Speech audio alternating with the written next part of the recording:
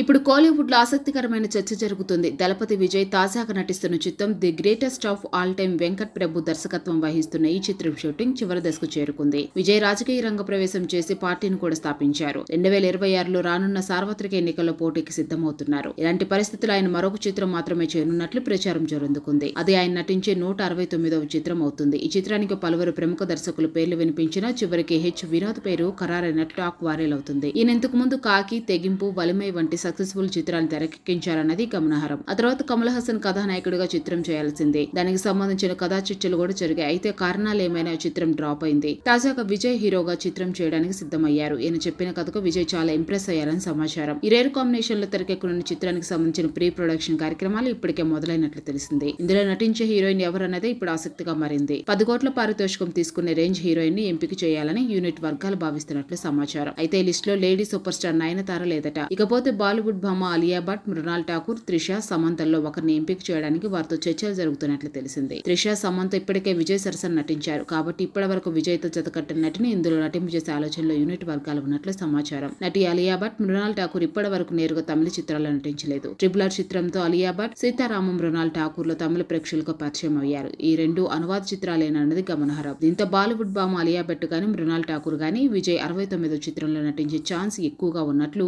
కోలీవుడ్ వర్గాల టాక్. వీరిలో అదృష్టం ఎవరికి లభిస్తుందని తాజాగా జరుగుతున్న చర్చ. ఈ చిత్రానికి సంబంధించిన అధికార ప్రకటన మేలో వెలువడే అవకాశం ఉంది.